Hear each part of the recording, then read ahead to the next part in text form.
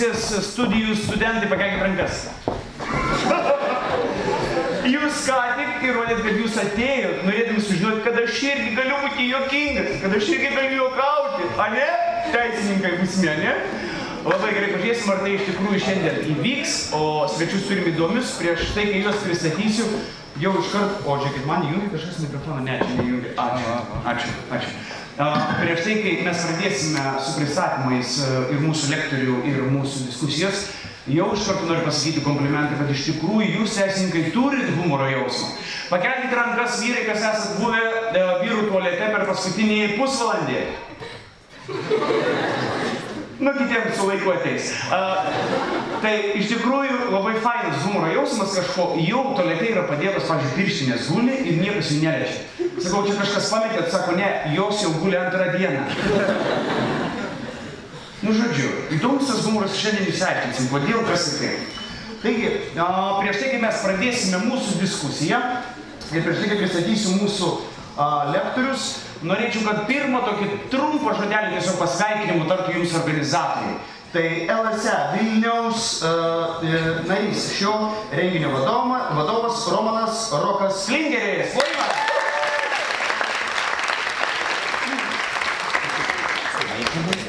Labą vakarą, gerbiamieji. Visų pirma, tarėsi Elsa, bet tai yra labai gerai. Elsa irgi visai gerai skamba, panašiai kaip NASA. Labai džiaugiuosi, kad švakar jūsų tiek daug surinko, tai reiškia, kad daro teisingus sprendimus savo gyvenime. Galite pasiduoti patys savo. Iš tiesų, mes turėjom šį renginį daryti jo tarp 4 auditorijų. Bet kada man turėjo pasakyti, žinok, Romanai, ten jau nebetelpa niekas. Aš sakau, čia nebetelpa, reikės kraustyti, nusiskaudyti. Tai va, esat šaunuoliai, pasimėgaukit šito renginiu, pasimėgaukit šitais žmonėmis, kurie čia atėjo, būtinai užduokit klausimų, būkit aktyvus, dalyje, kada galėsit tai daryti. Ačiū Jums!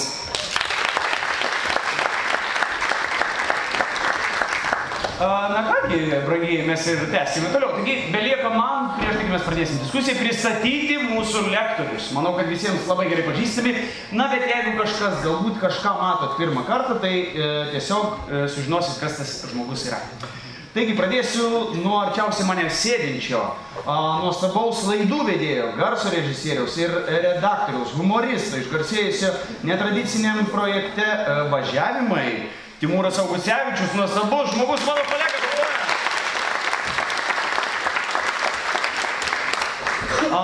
Tęsim toliau.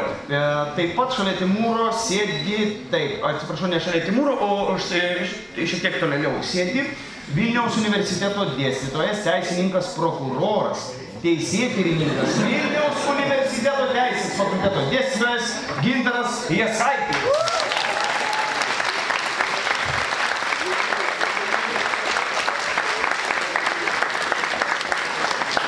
Palaikot vietinius, ne? Matis ir pažįstam. Dar vienas teisininkas, teisėtyrininkas, labai įdomus žodis, kai jūs prašėte penalistas, čia penalo išmanytojai, nežinau, kad patins vėliau, Lietuvos aukščiausiojo teismo teisėjas, Vilniaus universiteto teisės fakulteto profesorius, buvęs Lietuvos Respublikos konstitucinio teismo teisėjas Arminas Abramavičius.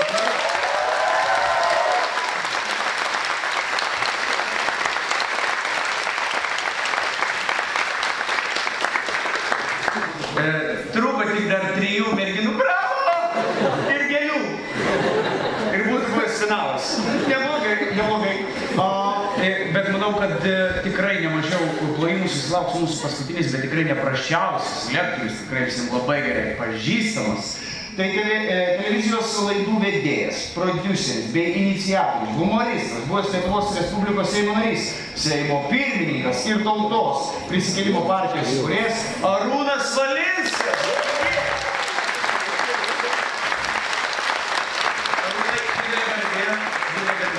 Esate čia, tik dėl jūsų mes pardavėm bilietus. Ačiū. Na kągi, mes galbūt ir pradėsime. Kaip jau minėjau, diskusiją mes bandysime dėlioti štai taip. Aš pirmiausia uždavinėsiu klausimus mūsų lektoriams. Drąsiai jauskitės visi lektoriai, norintys pasisakyti, turintys savo nuomonę, savo atsitikimą. Žodžiu, jauskitės drąsiai, jaunimas ištroškės jūsų patyrimų, galbūt ne tiek techninių kažkokių dalykų. Pasijuokim visi ir įrodykim iš tikrųjų, kad teisė turi kažkiek to humoro savyje, galbūt netgi labai ir daug. Tai Arūnai, žinokit, taip jau krito kortą, sakykim taip, kad mes pradėsim nuo jūsų. Pirmą klausimėlį ir iš tikrųjų... Čia veikiais, neveikiant. Tai nenustebkite, kadangi... Taip, pasukinėti. Žinau, kaip tai atrodo. Tai tikrai netiesa. Gal gali ir pas mus pasukinėti?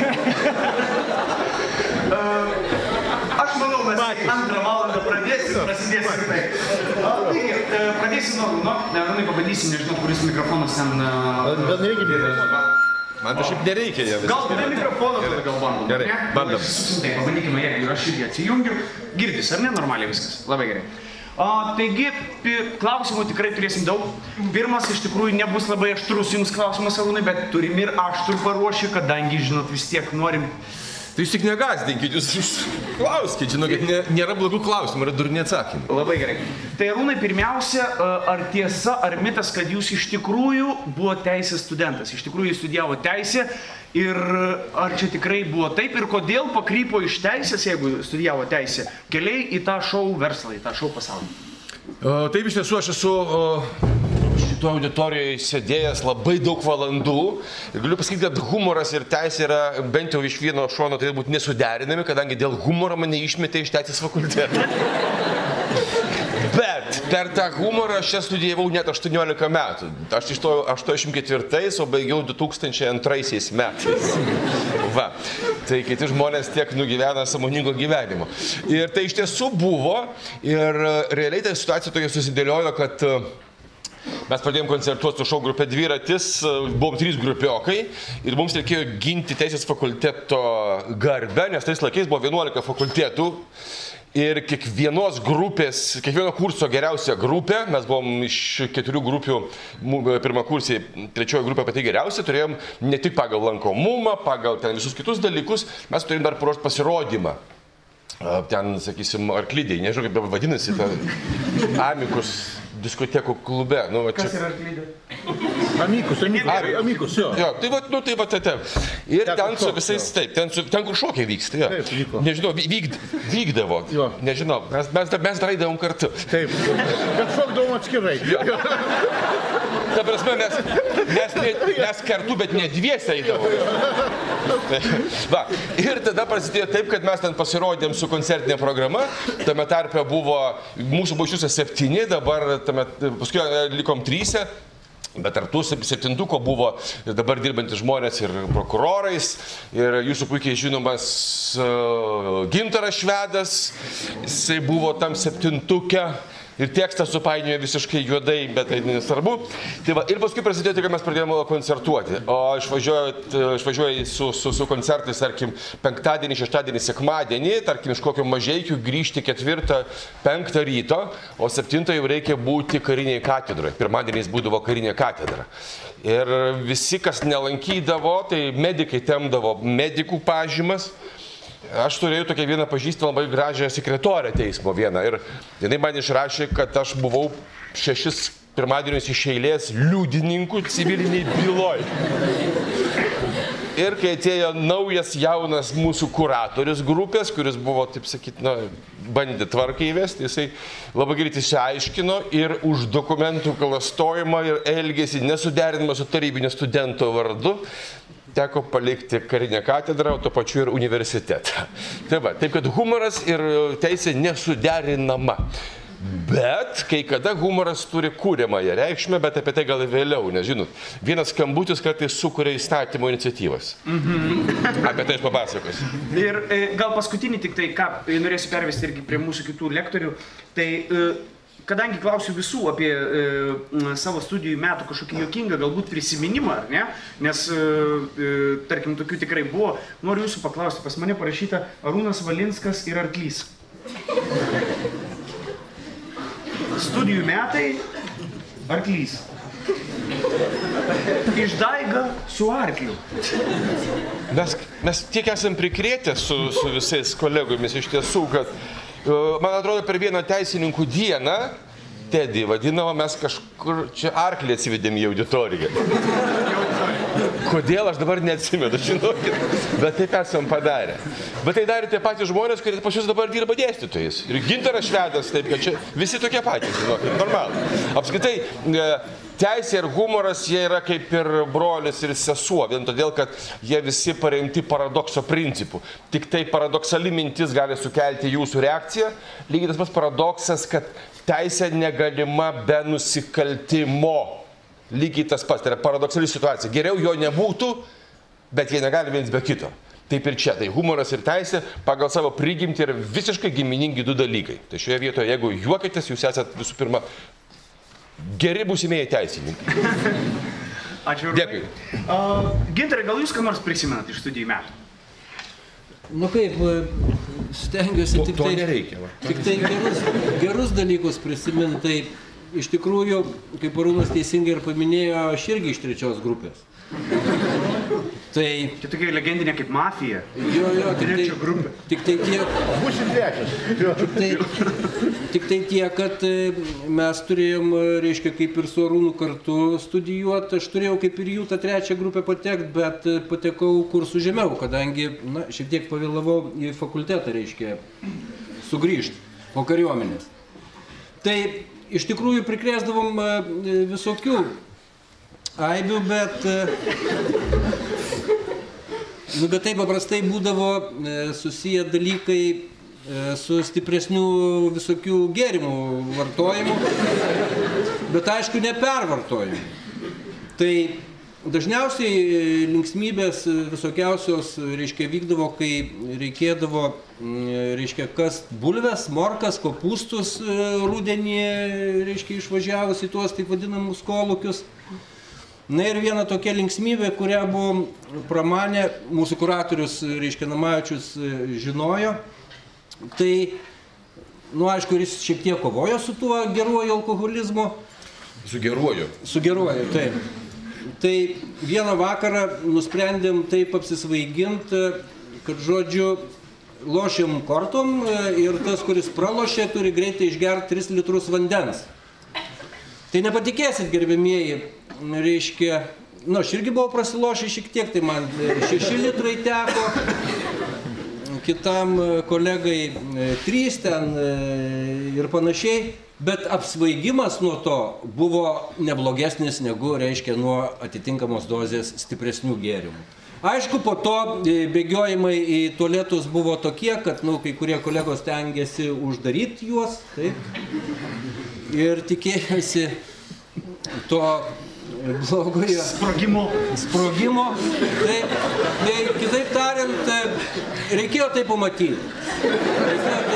Ir po to vieno iš vakarėlių, aišku, mes jau nebekartojom, tokias lengvesnės pramogėlės sugalvodavom, bet tai čia tik vienas toks epizodas, aš tikiuosi, kad dar vakaro eigoj bus galim pašnekėti ir plačiau. O Arūno arklį tai aš atsimenu. Ten tada ta teisininkų diena buvo tokia ypatinga, kadangi tematika buvo tada tas Ostapas Ose, čia buvo toks plakatas, kabojo didelis, ir aš supratau, kad tas Ostapas, kuris buvo ten nupaišytas, taip, tai ten buvo Valinskas. Ačiū, Gintarai. Tik tai, vyrai, turiu jūs įspėti, kol prie kitų mūsų svečių neperėjom, kad atsargiai su tais pasakojimais, nes matau, kad viršui sėdi mergina, kuri užsirašinėja, ką dar reiks padaryti. Arklys. 9 litrai vandens. Aš prie tos pačios temas galiu Gintaro pridėti, nes kai mes buvom iš tiesų kolūkyje, tai mes ten irgi žaidėm, ne žaidėm tiesiog ryte, Bet buvo dvi grupės. Reiškia, mūsų teisininkus tik atvežė, o technikumo, kažkokio tėvo technikumo studentai, juos turėjo išvežti. Tai mes buvom visi 21 kambarį ir tokį sugalvojom labai gražų pokštą, kaip jūs po tais visais, bet tada kai kurie mūsų netgi teisininkai, jie nėjo ryte į tualetą, bet tiesiog visus reikalus atliko į technikumiečių batus. Sveiki, sugrįžę namo. Ne, paskui, kadangi jie pirmi važiavo į darbą, visi labai į batus vandens pripylė. Ir būsimieji prokurorai teisėjai žvengė, net kambario sienos braškė. Bet taip buvo. Labai gerai. Nelabai, čia labai buvo. Jo, į batus nereikia, dabar jau viską galime labai lengvai patikrinti. Timūrai, tu ką nors gal prisimeni juokingų iš studijų metų? Aš prisimenu vieną dalyką, kurį mes labai dažnai darydavom su Tadu, nes aš su juo gyvenau, Tadu Vidmantu, turbūt visi žinot. Mes mėgdavom eiti savaitgalį, kai studijos, gert į kur nors, kur tamsu. Cvirkos parkelis ir ten, kur negalima. Ir mums būdavo visas didysis kaipas sėdėti ir aišku, mes eidavom ne dviese, eidavo ten dar kažkas su mumis. Ir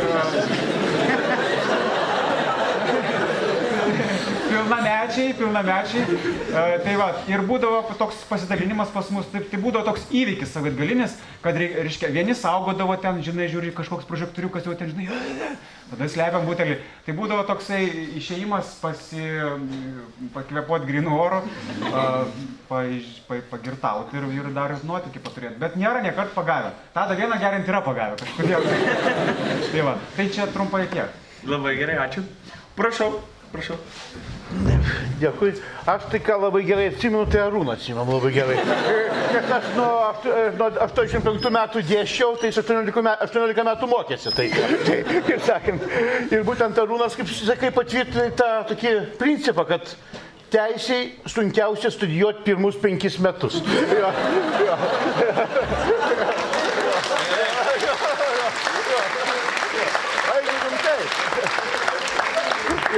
Jeigu rimtai, aš sakau, irgi daug tų gerų prisiminimų. Nes, aš sakiau, pristatymę, kai čia filmavo, kad reikia skirti šiaip humorą, reikia skirti nuo satyros. Nes kas yra humoras? Humoras yra tada, kada baisiai norisi juoktis. O satyra, kada norisi juoktis, bet baisu. Tai yra humoras, kai tikrai per paskaitą, kai anekdotą papasakoji, padiskutuoji, o satyra, kai ateini į egzaminą ir gauni vienetą, ne dvejetą. Tai satyra, jo. Tai su dėstytojas geras buvo, čia jau gauni vienetą dvejetą. O jeigu iš atsiminimų linksmų, tai aišku, puikus, įdomus laikai apie arklį neatsimenu, kažkaip tai, matyti, mane tai ne tik ir domino tada, bet šiaip aš atsimenu, man tai tokie įdomus prisiminimai, jūs tik neįsivaizduojat. Aš buvau tokioj grupiai, tardymo grupiai, kurie, reiškia, gaudavo siuntimus iš vidaus reikalų skyrių ir studijavo, reiškia, teisės fakultete. Ir pas mus buvo puikia praktika. Po 1 ir po 2 kurso mes praktiką atlikdavom Palangoj. Įsivaizduokit. Aš 19-metis, man 19-20 metų. Ir Liepa, rugpjūtis Palangoj. Duodavom milicininkų. Gaudavom dar atlyginimą. Atlyginimas buvo. Tais laikais 110 rublių. Tai buvo nemažas atlyginimas, kai stipendija buvo 40 rublių. Tai mes sakydavom, kas yra Palanga? Pinigų ir skaistybės kapinynas. Aišku, dar buvau per jaunas, kad prarasčiau skaistybę, bet pinigus praradau. Dar buvau jaunas. Bet įsivaizduokit. Ir vat atsimenu vieną epizodą. Čia kažkaip taip biškai užėjom apie tos tualetus, reiškia, tokia kalba užėjo. Tai mes gyvenom, įsivaizduokit, mūsų buvo 40 žmonių. Gyvenom mokyklos aktų salėje. Dalis, reiškia, pačioj salėje, lovas buvo tenais, dalis ant scenos, reiškia. Tai ten buvo, reiškia, ant scenos. Ir, aišku, visko būdavo. Ateidavo kai kurie labiau išgėrė, reiškia, kurie mažiau išgėrė, reiškia. Ir atėjo vienas mano kursiokas, kuris miegojo ant scenos, kaip reikiant, pavargęs. Ir jisai turėjo labai blogą būdo bruožą, charakterio. Kai jis būdavo pavargęs, taip labai knarkdavo. Ir ką jis knarkė, mes ten visi miegoti negalim. Ką mes padarom? Mes paėmėm to lovą ir ištiešam jį į tualetą. Ir paliekam. Jisai eina visas perbalės. Sako, atsibudau, įsivaizduoju. Atsibundu, sako, Pirmiausiai kvapas. Paskui vaizdas. Pirmas jausmas, sako, pragare. Tai va, kaip atsimenu, tam buvo dar daugiau įdomesnių, juokingesnių dalykų. Aš irgi viską, taip sakau, sunku papasakot. Bet, žinot, kaip aš sakau, humoras, taip, labai teisingai pasakė Arūnas. Taip, teisė dalykas rimtas. Bet humoras irgi dalykas rimtas. Ir tos du rimtus dalykus reikia suderinti. Aš manau, kad ir teisininkas, tam tikrais atvejais tikrai galima ir reikia pajuokauti. Aišku, neįsivaizduojamas dalykas, kad, pavyzdžiui, prokuroras kalbėdamas, reikšdamas kaltinimą, pradėtų juokauti, arba anekdotus pasakoti. Arba jums skiriu, jums skiriu mirties bausmę. Taip, paskui pajuokavau, ne? Tai va, aišku, visada reikia žiūrėti laiką, vietą ir ribą. Nes, žinot, kai peržengė humoras ribas, jau tada atsiranda teisė. Gali būti šmeižimas, žaidimas ir taip toliau. Taigi, juokaukite rimtai. Labai gerai. Ačiū.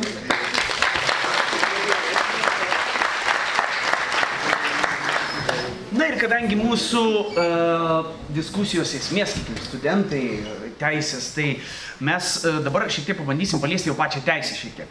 Ir man įdomu, ir manau studentams irgi lygiai taip pat bus įdomu sužinoti, su kokiais teisiniais, sakykime, su kokiom teisiniam situacijom teko kam susidurti, tarkim, patiems jums su kažkokiam įdomiausiam situacijom teisiniam. Ką turiu omeny, pavyzdžiui, Timūrai, norėčiau, kad nuo tavęs pradėti.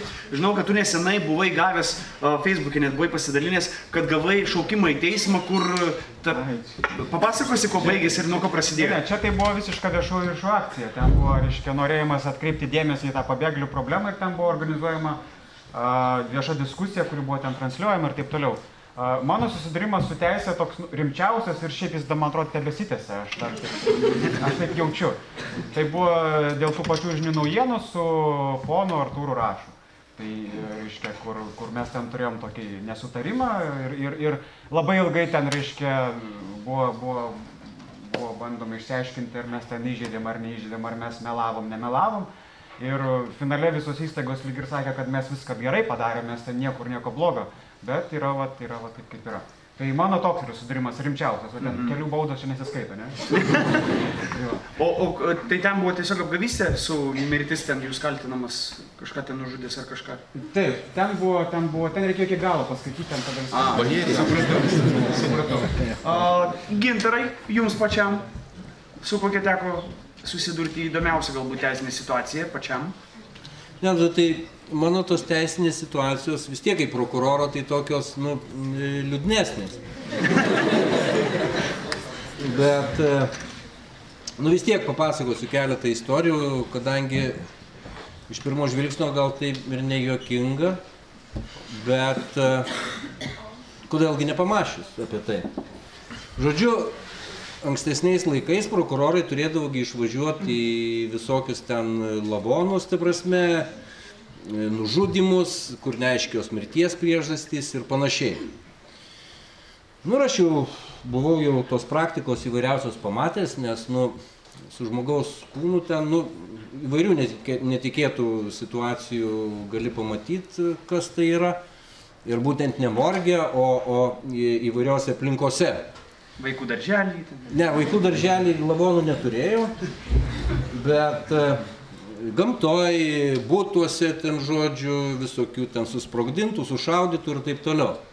Tai va, tai viena istorija tokia buvo, tai buvo žiema, bet jau buvo prasidėjęs šildymo sezonas ir žodžiu išvažiavom aš, teismo medikas, porą policininkų į Juodšilius, ten į tokį daugiabutį, nes buvom gavę pranešimą, kad žodžiu porą savaičių žmogus, dingo.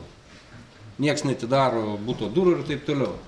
Ok, atidarėm ten tas duris, aš pirmas įeinu į butą, 2 kambarių butas, žodžiu virtuvė, miegamasis ir tas salonas, taip vadinamas, standartinis variantas. Tylu ramu, kvapas aišku negeras jau pareina iš virtuvės, ateino šitą virtuvę, o ten sėdi žmogelis, va taip atsisėdęs, ir ryškiai lyg ir numiręs. Ir aš vyram sakau, tai jūs apžiūrėkit ten tą tuos 2 kambarius, koridorių, ar čia nėra kažkokių tai pėdsakų, grumtynių ir panašiai. O aš atsisėdu prieš jį ir prie to stalo, reiškia, čia jisai per kokį metrą ir pradedu rašyti protokolą. Žiūros, reiškia, kaip jis ten atrodo, kaip sėdi. Ir jisai man tik tai lyg tai supranti, norėdamas kažką tai pasakyti. Aš taip nuleidžiu, pasižiūriu, nu ne, viskas tvarkoja, čia truputį bėga syvai, reiškia, iš priekio. Nu ir aš toliau rašau. Ir jis vėl pradeda judėti, jau žodžiu, su kūnu galvoju, kad tik tai nenukristų nuo tos kėdės. Pasikviečiu teismo mediką, policininkų nekviečiau, nes su policininkais irgi patirtys, reiškia, konkrečios būna. Sakau, tas žmogelis truputį nori judėti, sakau, ar laikyti, arba sakau, kažką tai darom, žinai, nes sakau, to jisai nugrius.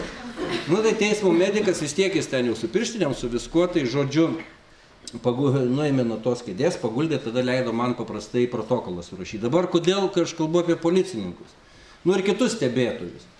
Tai irgi čia jau veiksmas vyko šitam daugiabučiuose Šeškiniai. Atsimenu, tai buvo 5. aukštas, aukštai teko lipti. Policininkam pasakėm, jūs neikit į vidų, nes, nu ten, aišku, irgi lavonas jau pragulėjęs, reiškia, keletą dienų.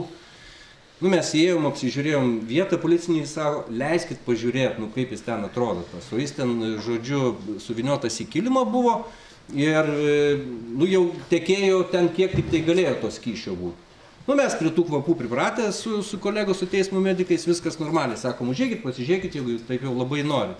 Ir po to reikėjo matyti vaizdą. Jie užeina, aišku, pradeda žiaukčiot, reiškia, burnas va taip užsiėmė, bet labai sinchroniškai. Išbėga į koridorių ir koridoriuose, jeigu atsimenat, tuose, nu, 70 metų statybos namuose langai buvo viršui ir apačioj tokie, ten jie atsidarydavo. Kitie vyrukai, vienas iš vienos pusės išplėšęs tą, reiškia, langą, kitas iš kitos, va tai va iškišė galvas ir iš 5. aukšto žemyn, ką jie turėjo viduj. Tai, na, aišku, po to ten nieks nieko nevalė, bet labai buvo gražu stebėti buvo iš šono, kad labai gerai apačioj girdėjusi, kai viskas krenta. Tai tokių istorijų aš dar gal bėgi mūsų diskusijų daugiau papasakosiu, bet šiaip tai, aišku, tai yra, nu, gyvenimiški dalykai. O va to humoro, kaip sakė Armanas, kad pajuokauti šiek tiek teismo proceso metu, tai iš tikrųjų tokių oficialiuose posėdžiuose, aišku, nenaudojam formulių, bet aš visados sakau taip, nu kaip lotynai, ta prasme, senoviai buvo nusprendę, kaip jie sakydavo, ridendo dicere verum, jokaudamas sakai teisybę, taip? Tai va šitą formulę kartais galima panaudoti, kai negali ten ar teisėjui, ar advokatui kažko tai tiesiai pasakyti, tai turi per juoką užeiti šiek tiek. Patraukti per dantį, kad jisai suvoktų esmę. Tai šitą formulę naudojau, bet apie tai vėliau. Labai gerai, ačiū. Prisiminiau, žinokit, savo išleistuvės, kai pakalbėjote apie tuos, kad... Ir prisimenu, labai juokingą video turiu iš išleistuvių. Video kasetė, ant jos užrašyta. Vincento Borisevičiaus katalikiškoje gimnazija, išleistuvių laida, ten 15-2000 kažkas ten tratata. Ir video kalba, filmuojamas yra viskas sodo namelį, pas mane sodo namelį, ir visi pasakoja, kaip aš pasilgsiu mokyklos, kaip aš myliu savo mokytoją. Ir viena klasiokė kalba, kita yra labai bloga antram aukšte. Ir pirmoji kalba verandui lauke, kur stogelis išeina lauk ir tokia, aš taip pasilgsiu matematikos mokytojos, Ubartėlis, žiauri, kiek mane daug išmokė. Ir girdžiu viršuje toks tylus balselis. Ir jinai toliau pasakoja, ir ačiū už viską, kad išmokėt, Pitagoro teoremą aš mokysiu savo vaikus. Ir kaip jinai stoja už jos nuo stogo pradeda lašėti. Ir jinai stoja tokia, net jaučiu, kaip ryte lietus prasideda. Liūdna visiems. O viršui baltoji mišrainė teka. Liūdna dangus. turiu dar tą video, jeigu kam reikės, sakykit. Tęskim toliau. Armanai, gal jūs su teisė kažkokį susidūrimą pats esate turėjęs, kažkokį tokį, kuris įsimintinas buvo visam gyvenimui? Na, tai daug buvo susidūrimų, tokių įdomių. Dabar tai tokie ramūs susidūrimai, teisėjauju, ramiai, nejuokaudamas, kaip jūs sakot. Nors, aš, kaip sakot, tie pajuokavimai. Aš dar atsimenu, dar neteisėjavau, tokia istorija buvo apie vieną teisėją, kuris irgi taip mėgdavo pajuokauti, kartais gal taip nelabai, tokia buvo reiškia byla, kai, civilinė byla, ir tenais reiškia ieškovas atstovas, advokatas reikalauja to, ko ieškovui iš tiesų nepriklauso. Nepagristas buvo reikalavimas. Ir dabar įsivaizduokit situaciją. Advokatas atsistoja, baigė savo tą kalbą, atsisėda, teisėjas sako, advokatė, jūs pametėt. Piniginė jums iškrito. Tas kur? Ten toliau. Ten toliau pažiūrėkit. Tas jau ieško. Ten toliau paieškau. Ten toliau. Tas sako, neteisėjai. Tai sako, tai vat, sako. Tai ko jūs reikalaujate, kas jums nepriklauso, reiškia? Jeigu jūs tai jo, reiškia, ieškok to, ko nėra, reiškia, o tu reikalauji pats, kas tau nepriklauso. Šiaip, aš vis dar, irgi, prisimenu, iš tų, jeigu susidūrimas su teisė, vėl jaunas, 19 metų, matot, dabartinius susidūrimus man sunku prisiminti. Kad buvo seniau gerai atsimenu. Kaip tavo irgi patruliavom. Tai irgi mes Palanga, gražu, viskas, jauni, 19 metų, reiškia, milicininkai su uniformom, bet mus įsipažindavo, sakydavo, ai, čia studentčiokai, barzdoti, apaugę, plikai nekirpti geriečiai. Mes geriečiai ir buvom, nieko ten nesemdavom. Reiškia, ir čia buvo toksai, reiškia, 1982 metai. Ir Džono Lenino žūties metinės. Džono Lenino žūties metinės.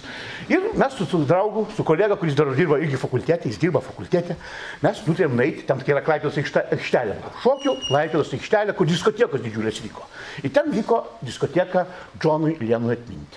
Ir kaip sako, ir koks velnės mus nešė į tą diskoteką. Tai irgi buvo Skapėno klastas, koks velnės nešė tas galėras. Ateina į diskoteką, normaliai, žmonių daug. Išeinam iš tos diskotekos, mes čia 2 milicininkai su uniformom, šalia dar 3 milicininkai. Ir čia prasideda. Atvažiuoja milicijos mašina ir iš minios paima 2 vaikinus. Įsodina ir išveža. Ir čia dabar toksai sumaištys, ten žmonių 500, mes taip toliau stovim, sako, girdim balsai. Nu, normaliai, taip reiškia, jaunimas. Sako, ką, einam vaduoti tų savo, reiškia, draugų. Aš sako, pirmiausia, susidurokim su šitais 5. Nu, 5, jų 500, nu 450, tikrai. Jo, susidurokim su šitai. Nu, mes jau supratom, kad čia stovėti nelaikas ir pagreitintų žygių, jau einam link skyriaus, greitai. Ten, reiškia, mes su tu draugu, aišku, priekė, tie, reiškia, einam. Ir visą laimę, yra psichologija. Mes pagalvojom. Tie eina, ta minė iš mūsų rėkia, užmuškime, sumuškime. O mano draugas, jis už mane aukštesnis buvo, ir tokia buvo kepulė su baltu viršum, vasarinė kepulė, tokia medicininko kepulė, mūsų normalis. Ir paskui priėjom plytelės ant tokios. Tie pradėjo daužyti plyteles ir mėtyti į mūsų tas plyteles. Ir visi šokė. Į tą aukštą su balta kepulė taikyti. Į aukštą balta kepulė taikyti. Bet ką reiškia svarbu psichologija? Ką reiškia psichologija? Aš pagalvojau, jeigu mes būtumėm pradėję bėgti, mus būtų sumindę.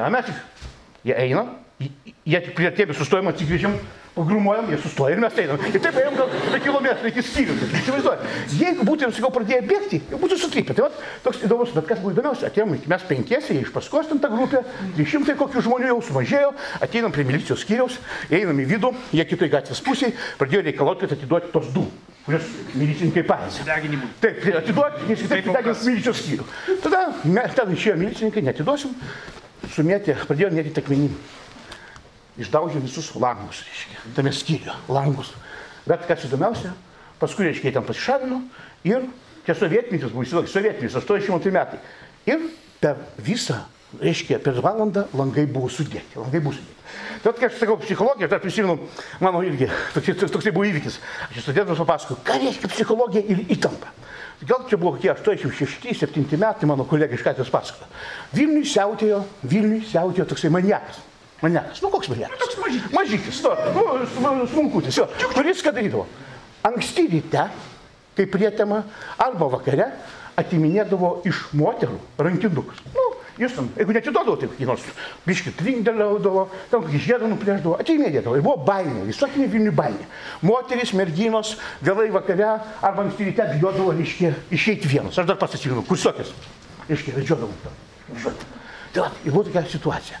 Sako, išeina viena moteris, vakaras, nu, ne vakaras, ankstyvas rytas, tokia prietema dar reiškia, čia pavasaris, balos, eina, sako, stop, ir atsistoja. Baimė, griuk, gulk, atsigulė, vėl stop, atsistoja, vėl gulk, vėl atsigulė, vėl stop, atsistoja. Paskui taip atsargiai pasižiūri, kaimyną šunį dresuoja, reiškia. Aš sakau studentam, nebūtų to maniako, toks atsistotų, pažiūrėtų, o čia baimė, ką reiškia baimė. O šiaip įvykių daug buvo, aš sakau, ir mes tenais, to ir studijų laikais, irgi, sakau, su teise. Nu, su teise tai, arba, kai sakau, teisėjauji, tai susiduri su tokiam įdomiom bylom ir kartais pagalvoji, ir atsako, tiurmos, kaip ten lasdos ir terbos, niekas neišsižadėtų. Ir ką jūs nelabai suprantate? Kodėl viena ar kita baudžiamoji byla yra, kodėl, nežinau, bet viską neišpapasakosiu, vėliau pakalbėsim. Ačiū, Armanai.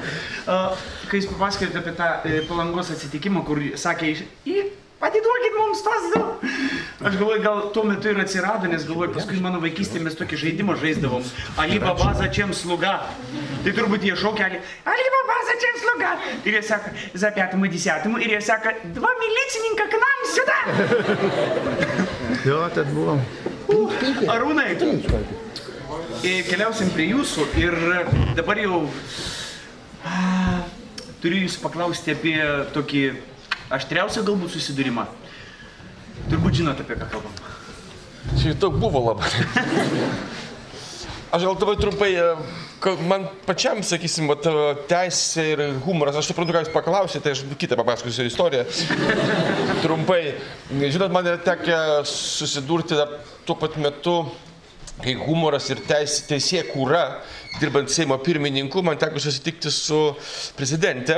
Ir visą laiką būdavo, kas maždaug 2 savaitės, pirmadienį būdavo susitikimai darbiniai.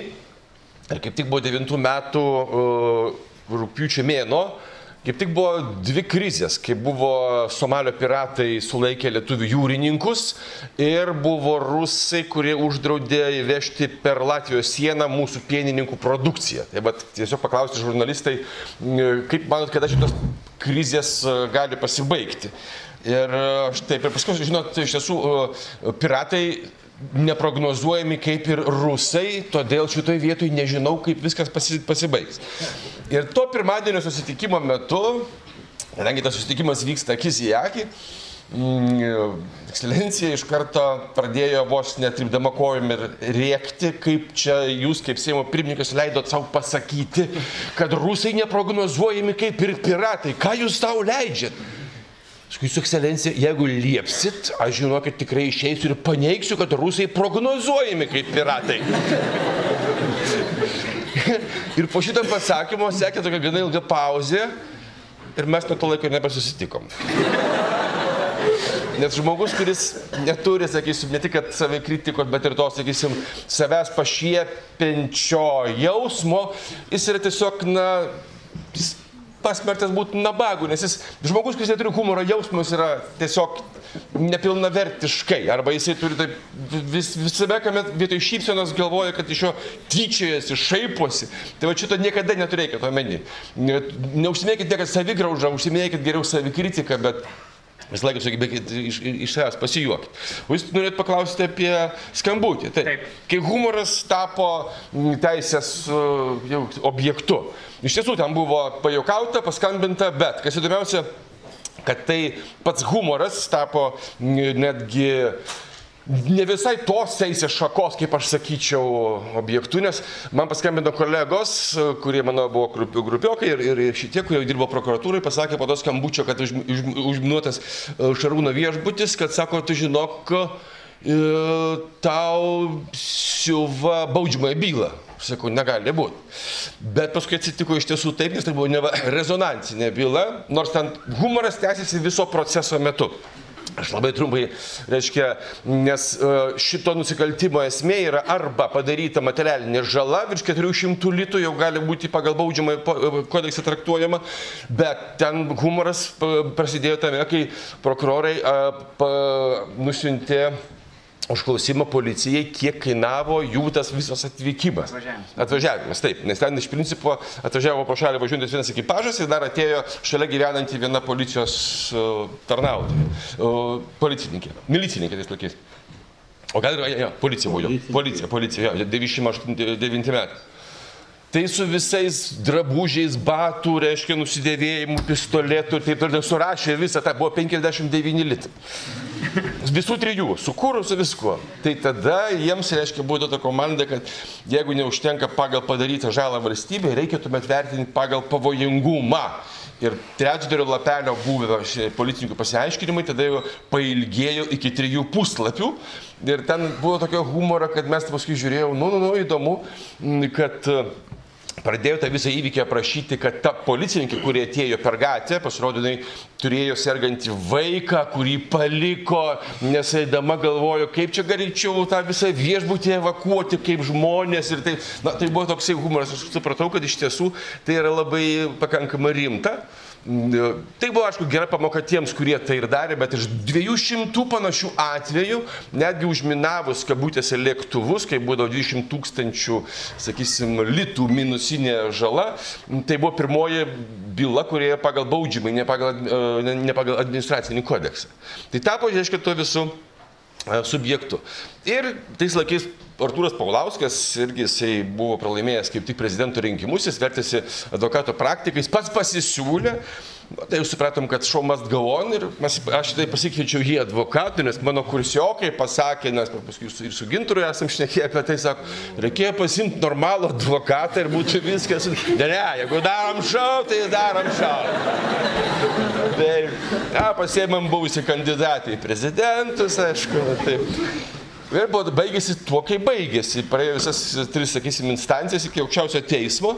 Ir paskui šovė galva mintis, kad reikia sumokėti tais centais.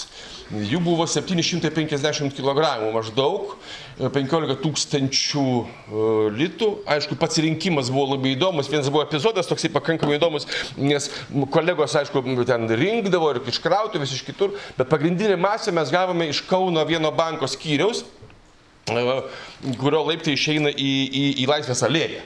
Ir mano kolegos atvažiavo su Fiat Ducato, toks krovinis automobilis, ir išsikeitė visą tą, ir tais maišais, laiptais nuo viršaus, iš banko neša tuos pinigus. Ir tai daro 5 kartus. Tai kol atnešė pirmą maišą, tą maišų visą variantą, tai žmonės pradėjo stoti. Po 5 jau buvo minia. Ir žiūrė, kas čia vyksta? Kas čia vyksta? Ir po to, iš tiesų, tas visas, sakysim, pats pokštas, pats visas toks požiūris pakankamai, na, jeigu čia pinigai nebėda, viskas gerai, bet aš kaip dabar atsimenu, mes su Gintaru Ruplėnu, amžinatilsi, jisai irgi teisės fakultetą baigė, nes buvom su jo grupiokai, aš, Gintaras ir Vytautas Šerėnas pas mus ofise, nes tie visi maišai, 15 000 litų, mes juos nešam į tą auksinį nudažytą priekabą ir pilam. Pilam viską atskirai, pasišiukalis sužarstom, pilnas ir Vytautas Šerėno kaip į vandenį, kaip į šulinį žiūrėjo, sako, jums šiek tiek neatrodo, kad mes čia įstatymo pataisą ruošiam kažkokį. Ir įdomiausia, kad kai mes nuvežėm, atsisakė priimti, mes iškart antstolė ateina, ne antstolė šitą, teisingai, antstolė, ateina, matau, Valinskas, prašom. Taip, mokėt susiruošėt? Taip, žurnalistai čia visi laukia. Mokėkit, tai atneša, reiškia, ir Vytas su Gintaru padeda kibirą auksinį tų centų, reiškia, pilną. Jūs ką tyčiajate, sako? Ir ateina jos kolegė. Sako, čia ne ten, laukia priekabas stovi. Kasa užsidarė, tai mes sakom, nešim į kasą, jeigu skaičiuoja. Kasa užkart užsidarė, nieko nepriima. Nu, ne, tai mes juos parvežėm atgal. Ir aš klausiu tada, kaip baudžiauninko, Gintaro Švedo, sakau, čia dabar, kokia čia praktika turėtų būti? Na, čia vis tiek jau čia baudžiamas procesas labiau turėtų būti. Sako, tai jeigu ateina antstoliai priteista šitą viso dalyko, tai tu iškart negali paimti ir išnešti, sakysim, ten televizoriaus, dar kažko. Tu kaip savininkas nurodai, va kampe sukrauta. Ir jie privalo juos imti. Ir štai tokia situacija pasidarė labai įdomi ir viskas dar kartą tęsiasi tolyn, nes dar buvo tokia istorija. Mes informavom, nusiuntėm nuotrauką antstoliams, kad pinigai sukrauti maišais, tai toks kalnas. Bet tada aš dirbau Baltijos televizijoje ir, atsiprašau, ir buvo toksai tinklelio pristatymas naujas, naujų programų pristatymas. Ir mes tai darėme, kadangi Baltijos televizija, Baltijos jūrai, keltas iš Klaipėdos plaukia į Kylį, ten visi žurnalistai 3 paras buvo, ten pristatomas laidos atskirai, taip toliau, vakarais, aišku, visi baliavoja ir taip toliau. Bet buvo vienas toks labai įdomus dalykas, kad žurnalistams, leidiniams davė nemokamai reklaminio laiko, ten buvo jūros vandens baseinas. Išpylė 4 kibirus centų į tą, reiškia, iš manęs pasiskolinę, į tą baseiną keltę. Ir jie per 2 minutės ten nardydami turėjo, kas daugiau surenka, tas ten ir laimi tą reklaminio laiko. Gerai. Paskui tą vandenį išleido, tuos centus 4 kibirus sudėjo į maišus ir aš juos parsivežiau. Bet jie yra aliuminiai, jie ne tai, kad rūdėjai, jie oksiduojasi. Mes tuos supylėm, tuos 4 kibirus, o ten beveik 800 kg, ir jie pradėjo oksiduotis. Ir galų gale, kai susitarė mūsų, reiškia, advokatas su tais antstoliais, kad tikiai ramiai nuveš tuos centus, jie skaičiuos, jie pradėjo skaičiuoti banke. Praeina 30 sekundžių nuo skaičiavimo ir nuo tų dulkių ta mašina užspringsta. Nuo tų oksidavusių centų. Tai jie skaičiavo 2 savaitės. Ir tai buvo paties žemiausio, aišku, paties žemiausio teisinio akto, sakysim, priimtas variantas, tai kaip instrukcija, nes instrukcija irgi teisės aktas, jie priėmė instrukciją, kad skaičiuojant smulkės monetas ateityje bus įmami 3%. Tai va, tai padarėm galų gale tokį aktą. Tai va, viskas buvo taip, kaip humoras tapo teisės subjektu ir paskui įtakojo netgi tam tikrą įstatyminę pataisą. Labai gerai. Tai va, tai labai blogai. Taip niekad nedarykit. Bet kolegom vis tiek reikėtų tą finalinį bairį priminti. Kurį? Kai jūs ten laimėjo rinkimus, susėdot su Zuoku Kubilium iš šonų ir pasakėt, kad 2 teisti už gerus darbus. Jo, iš tiesų, kai buvo opozicija, Masiulis, ne opozicija, valdantieji. Ir tiesiog, kaip ten kažkas buvo, kad premjeras buvo Eligijus Masiulis, Zuokas, Andrius Kubilius ir aš, ir pasakėm, štai premjeras tarp 2 teistų. Bet jūs pasakėt, kad teistų už gerus darbus. Taip, už gerus. Už labai gerus. Už labai gerus darbus. Taip. Arūnai, kadangi palėtėm temą susijusią šiek tiek su politika, tai labai toksai, vis tiek dar šiek tiek norėčiau likti prie jūsų. Apie politiką. Ar yra politikoje, ar Seime, kai buvo, ar ten yra vietos humorui? Mums visiems įdomu sužinoti. Daug kas sako, kad ten humoro klubas yra. Bet kaip realiai ten viskas vyksta? Tikrai ten yra juokingų situacijų, gal kažkokią galit papasakoti? Ten praktiškai ten nebūna rimtų situacijų. Patikėkit manim. Nes aš kai atsisėdau pirmuosius, nes mūsų išrinko, mes prisiekėm lapkričio 19 dieną, ir prasidėjo iškart ilgi posėdžiai, nes reikėjo priimti biudžetą, kuris buvo labai problemiškas, tai dar dabar, nežinau, ten mes yra registravę, kad teko sėdėti pirmininkaujant posėdžiui 5 valandas 29 minutės, oficialiai net nepakeliant, atsiprašant, užpakalio nuo kėdės. Taip yra buvę, taip. Bet šiaip tai iš tiesų, tai, kas ten vyksta, kartais, žinokit, jums yra nelabai suvokiama. Ir tie žmonės, kurie dėsto jums, sakysim, tą Seimo darbo praktiką ir visą kitą, tai pateikia labai sausai, bet tai, kas vyksta ten, kartais neturi nieko bendro su tuo, su Seimo statutu ir taip toliau. Na, kad toks pavyzdys, ten sėdi visi sektoriais ir aš sėdžiu, sakysim, jau šone, o čia yra šoninis mikrofonas, prie kurio prieina, nu, sakysim, po balsavimo, ateini atsistoja eilėj. Tai jis maždaug 2 metrai šone. Ir ten tik visi pabalsavo, paskelbė rezultatus, kad įstatymas priimtas, gonga taukšt, pirmininkaujantis priima. Ir tada visi bėga prie tų šoninių ir staiga girdžiu, kaip, ne tai, kad girdžiu, net jaučiu kaip vos ne ant plikės tyškas seilės, nes prie mikrofoną atbėgęs jam įjungia tą šoninį mikrofoną, nes jie 1, 2, 3, jie yra 5. 5, tai prie to už nugaros Petras Gražulis. Ir jisai taip... Ir tas pirmininkaujantis laukia. Jisai palaukia, bet pradėjo įžeidinėti. Ir Petras ir tas išjungia.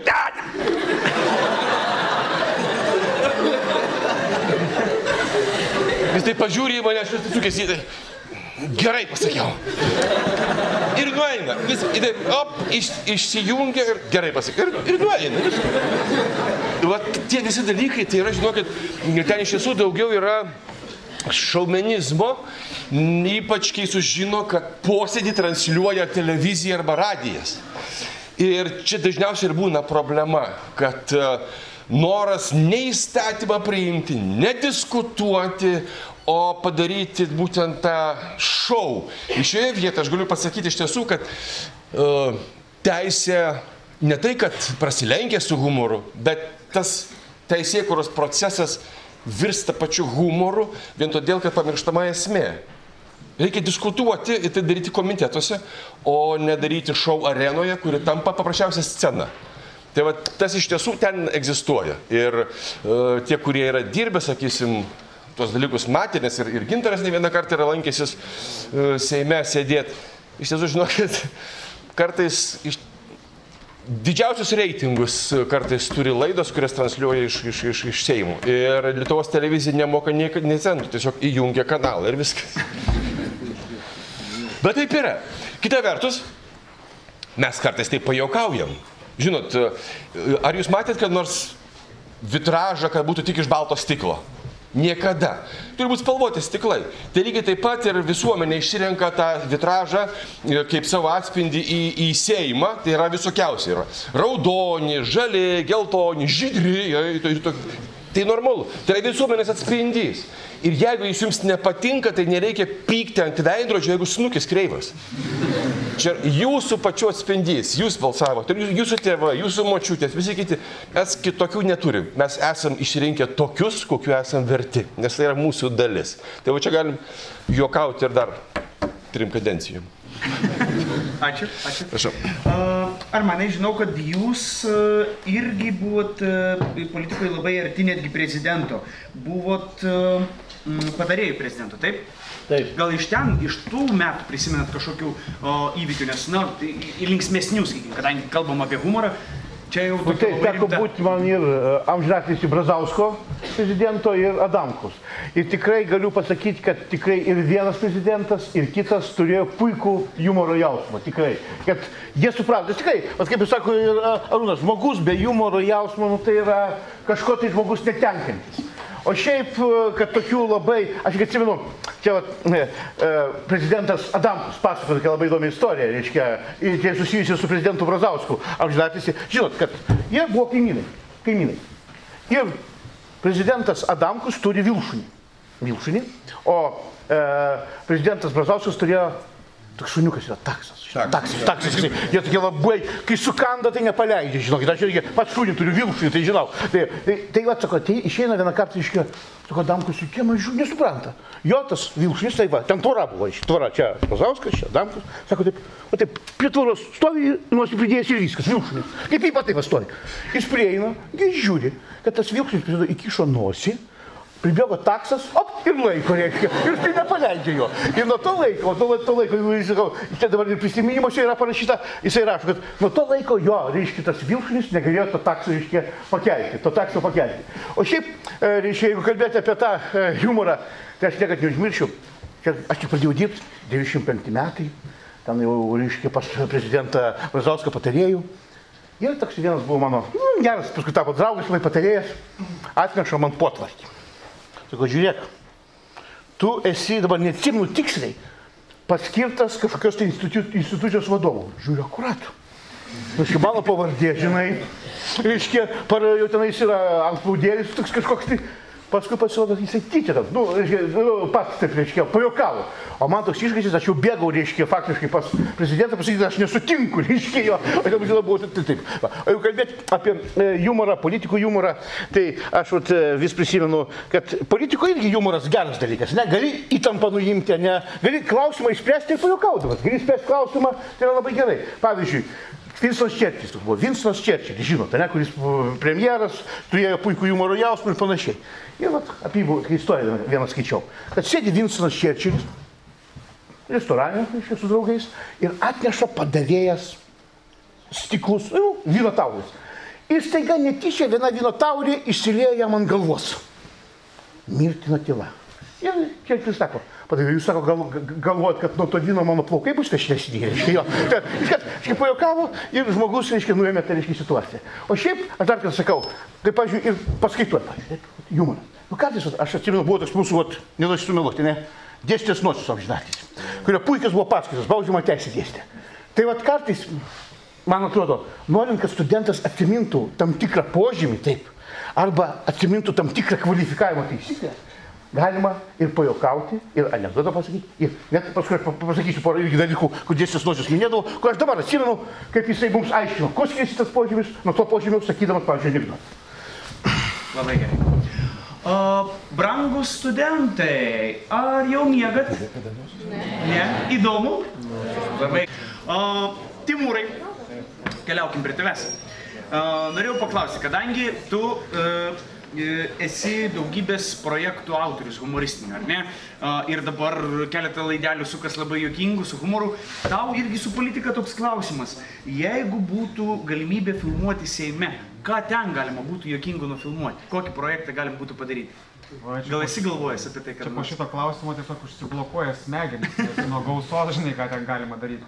Ten galima, aš nežinau, ten... Iš esmės, kaip Vatarūnas minėjo, ten net daryti nereikia. Ten, žinai, tik reikia norėti įsijungti ir pažiūrėti turbūt. Ten, žinai, pati ta realybė yra ant tiek juokinga ir absurdiška, kad ten, žinai, galbūt nieko ten, man atrodo, geriau nebepridėsi. Tai, nežinau, trumpai va taip. Tvarkoj, super. Gerai, galbūt kažkas dar norėtumėt kažkokią, nežinau, istoriją gal dar prisiminėt? Jo, aš apie teisybę tavo, kaip tu dabar prisiminiau, kaip pasinaudojau tą formulę, nu, kad šiek tiek pajokaudamas gali paaiškinti žmogui kažką. Ir tai, tarp kitko, buvo ne bet kur aukščiausiam teisme. Jo, buvo tokia. Bylos numeris. Tai buvo tas metas, kai aukščiausias teismas pirmos instancijos tvarka nagrinėjo nužudymų bylas. Tai čia galėjo būti kokie... 62. Nu, kokie 62? Jaunai atrodo. Jis visada jaunai atrodo. Nu, žodžiu, po nepriklausomybės bet kokiu atveju tai buvo rezonansinė byla, nepriklausomybės akto signataro Ozolo sūnaus nužudymas. Nu, ir žodžiu, aš tada dirbau Vilniaus rajono prokuratūroje, tardytojo, išvažiavom į įvykio vietą ten, prie Žalių ežerų, buvo žiema, apžiūrėjom, reiškia, kūną, viską su teismo mediku surašėm, kaip turi būti. Po to, aišku, tą bylą perėmė generalinė prokuratūra, nors ten daugmaž viskas primityviai buvo. Nu ir aukščiausią teismą dabar ima mane kviečia teisėjų kolegija buvo, kolegija berods nagrinėja. Per vidurį sėdi teisėjas Andrikis aukščiausiojo teismo, dabar jis advokatas žymus, kaip žinot. Nežinau, jisai pyksta ant manęs už tai dar šiandien, ar nepyksta, bet žodžiu, mane pradeda klausinėti, kaip mes nustatėm įvykio vietoje lavono kūno temperatūrą. O esmė buvo ta, kad įtarimieji iškėlė tokią versiją, kad maždaug jisai mirė ne nuo sumušimų, kai jį ten sumušė tą, reiškia, žmogų, bet nuo to, kad jisai sušalo išėjęs po to iš jų ir tai buvo mirties priežastis. Nu, aš atsistoju, jam aiškinu, kad atvažiavom tokią tai dieną, teismo medikas išėmė, reiškia, iš lagaminėlio termometrą, padėjo jį ant palangės, nu, nes metodiką aš, aišku, žinojau tą, kad turi iš pradžių kažkiek toj patalpoje ar toj aplinkoje pabūti termometras, kad susilygintų temperatūros. Nu, po to jau termometrą kiši išeinamąją, nu... Analinė anga, nepabijokim to žodžio. Taip. Nu, mes vadinom išeinamai. Kas mes? Lotyniškas pavadinimas. Nu, žodžiu, Andrikis, aišku, dirbęs prokuratūrai iki aukščiausiojo teismo, jis irgi puikiai visą šitą dalyką žinojo. Nu, ir jis taip jau, reiškia, griežtai, aš čia stoviu kaip liudytojas, pasakoju. Tai jūs greičiau gal, nu, aiškinkit, aš taip lėtai, viskas neskubėdamas. Padėjau, sakau, termometrą, po to, reiškia, apžiūrėjo Paliulis teismo medikas, po to aš priėjau dar pasižiūrėjau, konstatavom, reiškia, kūno sužalojimus. Andrikis drebantis visas, ką darė toliau? Nu, sakau, tada, reiškia, Paliulis paėmė, įkišo termometrą į išeinamąją ir pauzę darau. Andrikis vėl, tai ką toliau darė? Toliau, sakau, teisėjau, mes tiksliau, jis ištraukė tą termometrą. Nu, ir jau tas visai įsiutęs, žinai, tai ką toliau darė?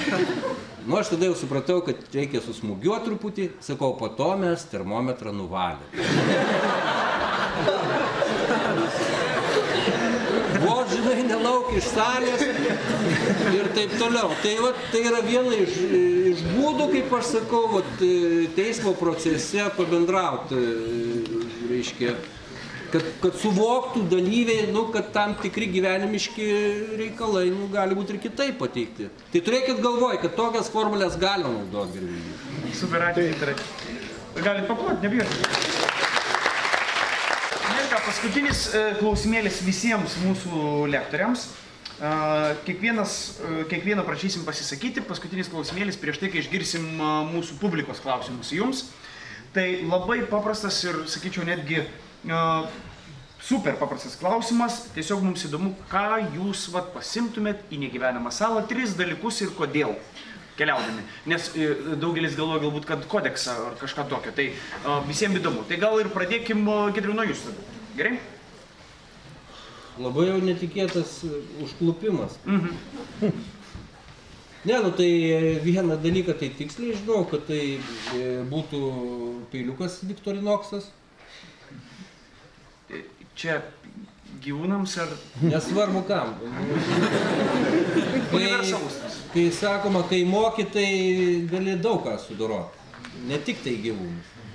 Tai va, tai Victorinoxas, o ten nuogas turi važiuoti ar kaip? Įsivaizduokim, kad nukritot su suplėštais rūbais. Okay. Tai žodžiu, Victorinoxas, tada vadinasi degtukai ir sala normali. Termometrų. Termometrų reikėtų. Ne, termometrų neįčiau. Žodžiu, užsidegimo priemonė ir tada žvejybos įrankiai būtinai. Viskas man to pakanka. Super. Ačiū, Arūnai. Ar degtukų neimčiau, jie baigėsi. Aš imčiau geriau lupą, padidamą stiklą, kuris gali fokusuoti ir bet kada uždegti ugnį. Be jokios abejonės ginklas, turėtų būti, aš imčiau net ne peilį, o matyt mečetę. Ir moteriškę. Aš apie tai nepagalvoju.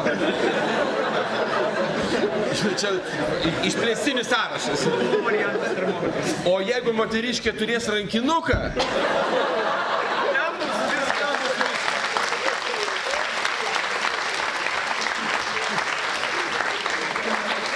Ką jūs pasimtumėt? Tai, aišku, pasimčiau irgi, matyt, lupą, kaip jūs sakėte, kad ugnį išgauti, nes, kaip sakant, paskui, aišku, palapinę, taip palapinę, nu, kažkur reikia mėgoti, kadangi, tai aš pasimčiau šeimą, kaip jau irgi sakiau, kadangi, kad tą negyvenamą salą padaryčiau gyvenamą salą. Jo, tai va.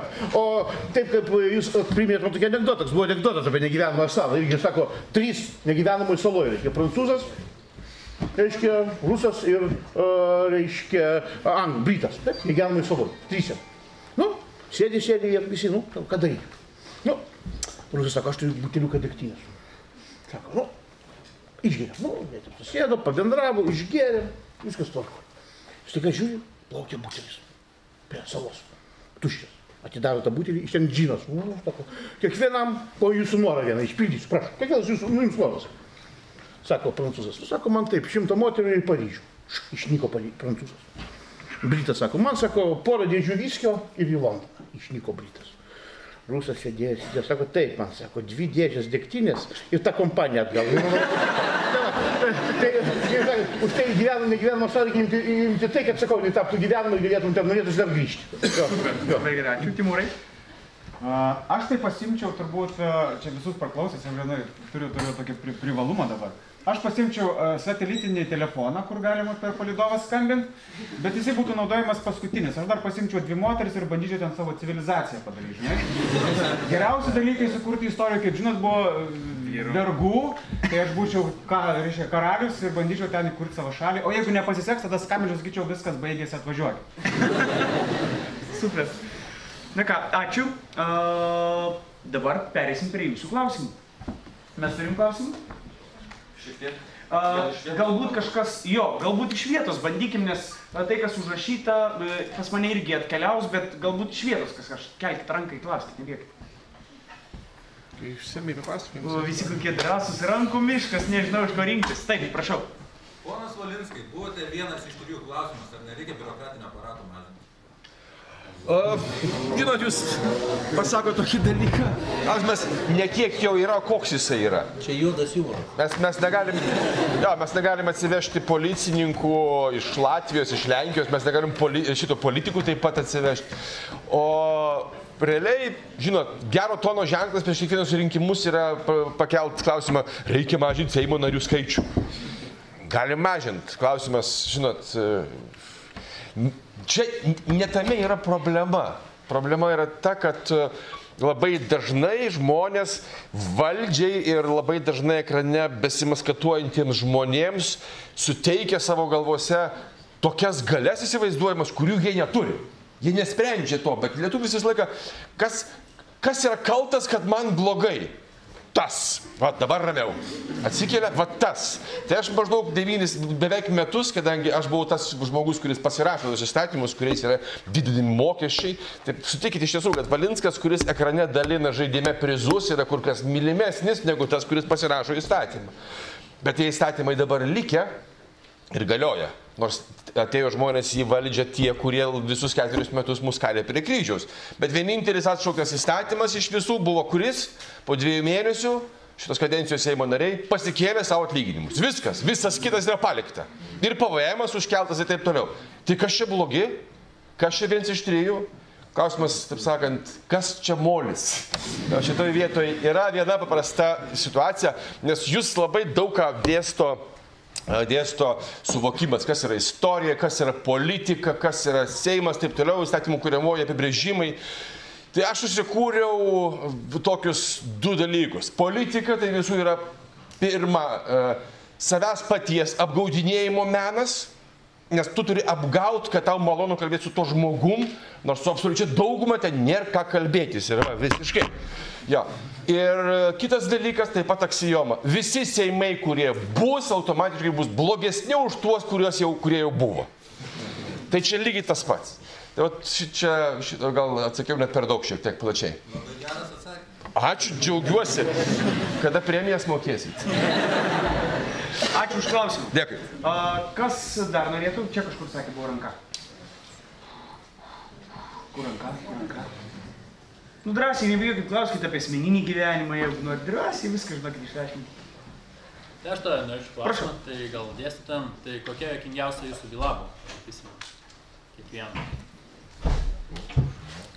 Nu, kaip visos bylos, kadangi yra baudžiamosios bylos, tai jos nejuokingos. Jeigu rimtai kalbant, tai tokia turėjom vieną bylą, tai vat irgi tokia, savotiškai tokia įdomi, kuria prasme. Asmuo, policijos pareigūnas, nupjovė beržą. Ne pas tave sklype, o kaiminės sklype. Kadangi tas beržas jam metė šešėlį, jis negalėdavo tenais sėdėti, kadangi būdavo šešėlis, aiškiai tenais. Ir jam inkriminuoja, atspėkit, kiek straipsnių? 3. Už beržo nupjovimą jam inkriminuojami 3 straipsniai. Nu, pirmas dar galima suprasti, taip, aplinkos apsaugos taisyklių pažeidimas. Nors viskas atsijams skundė rašo, to beržo vertė ten 100 litų buvo, sako. Žmonės miškus pjauna, administracinė atsakomybė, aš vieną beržą nupjoviau, man baudžiamoji atsakomybė. 2 straipsnis vagystė, nu, ten šitą išteisinę. Bet 3 straipsnis, piknaudžiavimas tarnyba. Bet aiškinsiu kodėl. Argumentai. kai jis pjovė policininkas, nedarbo metu, neuniformuotas, pjauna beržą. Eina ta kaimynė, sako, ką tu nekadėjau darai? Aš policiją iškviesiu. A jis sako, aš pats policija. Tai už tai piktnaudžiavimas tarnyba, tai jis pasakė, aš pats policija. Bet argumentavimas koks buvo, mes kai skaitėm, tarp kito prokurorai apeliacinį instancijų siūlė išteisinti pagal tą straipsnį. Bet, reiškia, teismas kaip argumentavo. Kadangi, jūs žinot, piktnaudžiavimas nusikaltimų yra tada, kai padaroma didelė žala. Jūs tada reikia argumentuoti, kodėl didelė žala. Taigi, tas jo veiksmas, kai jis pasakė, aš policininkas, taip, buvo taip argumentuojamas per didelę žalą. Kad jis pažemino, reiškia, tarnybos interesus ir taip pakirto pasitikėjimą visą policijos sistemą. Reiškia, tai mes galvojom, tai irgi sakom, liukiavom, tai jeigu būtų ąžuolą nupjovęs, tai iš vis valstybės išdavimas būtų, suprantate. Taip, arba kaip sakau, kitas irgi toksai buvo įdomus, irgi tokia bylelė, kur, reiškia, ten, kaip atkvalifikuoti. Vaikinų grupė, vaikinų mažamečių grupė, dienos metu daužo kamuolį į namo sieną, daugiabučio namo sieną. Bum, bum, bum, bum, bum. Kažkas tai mėgsta pamiegoti dieną. Išbėga tas, kuris miegojo dieną, jau žinot, bum, bum, bum, bum, miegoti negali. Ir pradeda vaikyti tos mažamečius, kurie daužė kamuolį į namo sieną. Reiškia. Pagauna vieną iš jų ir, kaip kaltinama akte parašyta, su nenustatytų kerpamuoju įrankiu iškirpo iš galvos plaukų kuokštą. Kvalifikavimas koks. Atėjo kolegas, o kaip kvalifikuotumės? Viešos rūkos sutrikdymas. Nes, sakom, koks įskausmų sukėlimas, 140. Ne, pasirodo įžeidimas. Įžeidimas veiksmų. Reiškia, tas yra plaukų kuokštų iškirpimas. O šiaip aš, kai atsimenu, kaip sakau, prisiminsiu dėstytoją Nocių, kuris pasakodavo, reiškia, mums dėstė baudžiamą teisę ir tos visus, reiškia, kvalifikavimus. Tai pateikdavo tokius pavyzdžius, kur mes ir dabar, manau, atsimenam. Iš tų, reiškia, taip, atsimenu. Tai va, kai jis pasakoja, reiškia, irgi. Toks buvo žinomas straipsnis, 225, huliganizmas, BK straipsnis, kaip sakydavo tardytojai. Jeigu jauti, kad veika pavojinga, ir nežinai, kokį straipsnį taikyti. Taikyti 225, nesukrysi. Tai buvo situacija, vyras grįžo anksčiau į namus, pats kaltas, reikia laiko grįžti, grįžo anksčiau į namus. Reikia laiko grįžta, ir ką? Kaip jis buvo, kitas vyras šitą sėdė, ne? Su termometru. Jis ką daro? Jis labai buvo inteligentas, tikras inteligentas. Jis tą kitą vyrą išvėja gražiai, pasako, tu išeik, tu čia... Nelabai laukia. Atliekamas taip ir žmona palikai nukerpa. Jis sako, dabar dėkas testinais, huliganizmas buvo. Tada atsimet pasakoti, 5 straipsnius. Tada reiškia situacijų įvairių. O šiaip, žinokit, kai pagalvoju, kartais tikrai būna tokių bylų, kaip jūs sakot. Tikrai, kad, galvoju, kodėl ten vienas ar kitas BK straipsnis taikomas. Aš vis prisimenu, toks yra, o ir mano kolega mėgsta sakyti, mes jau taip padiskutuojam, sako, toks yra Stuncas, reiškia, JAV kriminologas, jis jau mylęs, labai žinomas kriminologas, jis sako, kad jis taip sakė, kad, reiškia, mes artėjame prie tokios situacijos, kai baudžiamoji teisė kiekvieną asmenį gali paversti nusikaltėlį. Aš gal prisiminsiu, tai tiesiog, kurios kvalifikavimas būdavo, kai tas pats Nocius, puikus dėstytojas, ir aš nepamiršiu vieno dalyko, kai buvo uždavinys, kaip reikia kvalifikuoti veiką, ir tai buvo toks pavyzdys. Tai buvo maždaug apie 55 metus įvykis, aš tik fabulą papasakosiu, nes ten detalės nelabai esminės. Ir visas tai veiksmas vyko Ukrainoje. Filmavo vienam kaime filmą apie karą. Ir aktoriai nusprendė pajuokauti po visos pamainos darbo, tie, kurie vaidino vokiečius. Jie su tom uniformom ir su tais visais automatais nusprendė nueiti į kaimininį kaimą. O ten kaip tik vyksta kolūkio susirinkimas. Ir jie ten trysia įvaro, visi, Hende Hoch, visi. Wow, 10 metų po karo, 55 metai, bet Ukraina. Komjaunuoliai, komunistai yra. Visi sėdi subinės raukai, dabar tai jau kažką... Ir pačiam gale atsistoja dėdukas ir šitas komunistas, šitas komjaunuolis.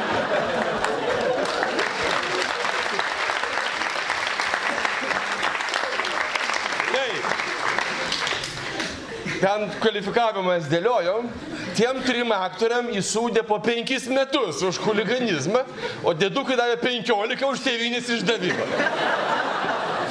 Tai va, tau ir pajuokavimas, bet šitą aš nepamiršiu. Jo, kalbant apie mane, tai iš tikrųjų problemą tokią turiu, kad jeigu Armonas ten tokių bylų visokių daugiau mato, tai mano bylos visos rimtos buvo. Organizuotas nusikalstamumas, korupcija, ten labai daug džiauko nepriskaldysi, neprieškosi. Bet tai, kad kompensuot, reiškia, laiką dėl atsakymo, tai porą istorijų papasakos. Žodžiu, darom kratą.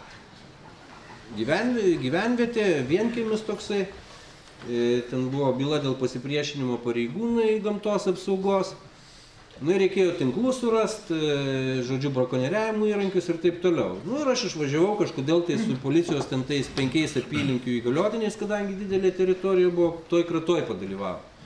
Vienam liepiau tvartą vieną iškratyt, kitam ten namus, trečiam aplinką apžiūrėt. Tas pirmas iškratęs tvartą, žodžiu, pabaigė savo darbus, ten sudėjo tos, reiškia, įrankius, kurį reikia. Ir atsistojo šone.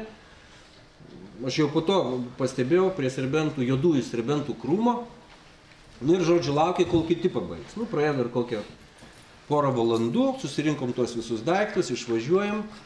Ir ką galvojat, praėjo kokią savaitę, tas, reiškia, žmogelis, pas kurį darėm kratą, rašo pareiškimą. Kad po jūsų kratos, ką jūs ten paėmėt, tai viskas tvarkoj, bet prašau grąžint visas, reiškia, nuo serbento krūmo nuvalgytas uogas. Dabar ką man daryti? Iš tikrųjų, tai pareigūnas normaliai papiknaudžiavo. Aišku, ten iš šaldytuvo, žinai, kažkokių tai dešrų nepaėmė, viskas ten neprivalgė to svetimo turto, bet juodieji serbentai, kur aš juos gausiu, žinai. O į pareiškimą reikia atsakyti. Tai finalas buvo toks, kad aš pasikviečiau jį, sakau, yra pareiškimas, duodu tau 3 dienas, kad tas žmogus parašytų man po 3 dienų pareiškimą kitą, kad to pirmojo pareiškimo nebereikia. Tai nežinau, kiek jisai ten tų kilogramų nešė tam, reiškia, žmogui tų serbentų juodųjų ar kitokių gerybių, bet iš tikrųjų po 3 dienų, o gal ir kitaip ten, žodžiu, atsiskaitė, aš tikiuosi, kad nesu prievarta. Tai atėjo tas žmogus, sako, viskas tvarkoja, man serbentų nebereikia. Tai va tokia situacija tragikomiška. Kai tu su priemonėm jokiom negali nieko padaryti. Arba tu turi su tuo pareigūnu kažką tai daryti, arba kitaip spręsti. Antra istorija, greitesnė. Vilniaus brigados tokį susivienimą nusikalstamą tyrinėjo. Ir man reikėjo apklausti vieną iš narių, liudytojų, ten informacijos tuo metu ant jo jokios nebuvo. Nepaslaptis, tai yra Tadeušas Vasilevskis, tautoje jį vadina Gibonu. Gibonas, taip, labai tokį panašus. Aš pamenu Latvijoje gerai pagėręs, kai, reiškia, ėjo į restoraną, ėjo tiesiai su visais stiklais. Tai latviai paskambino mums, sako, eik, pasiimkit savo tą lietuvišką giboną, žinai. Tai va, tai žodžiu, man reikia apklausti. Išrašau šaukimą, praeina ten savaitėlę, ateina jisai pas mane, jau reiškia apklausinėti. Tuo metu 9 pradėjom dirbti. Visiškai gatavas. Absoliučiai. Reiškia, liudytojas, jis aišku eina kaip gibonas, viskas normaliai, bet galvoje nieko nėra. Dabar ką veikti? Reiškia, apklausti negali. Iš prokuratūros, jeigu išveši ten į blaivyklą, į policiją, sakys, šakės, kad jau čia prokurorai tokiais dalykais, aš išrašau šaukimą po savaitės. Po savaitės ateina lygiai tokiam pačiam stovi. Ir taip, gerbiamieji, 4 kartus. Po to aš jau nebetekau kantrybės, parašiau laišką policijos pareigūnams, kurie irgi su organizuotų nusikalstamumų dirba. Sakau, vyrai, aš jo negaliu apklausti, užrašysiu klausimus, patys apklauskit. Tai jie jį gaudė dar porą mėnesių. Bet po to supratau, kad, reiškia, iš vakaro atsivežė pas save kažkaip, tai neleido jam prisigerti ir žodžiu, pasisekė apklausti. Ką aš noriu pasakyti, va čia yra baudžiamojo proceso problema. Tai jeigu vengsit apklausos, supratot, ką reikia daryti.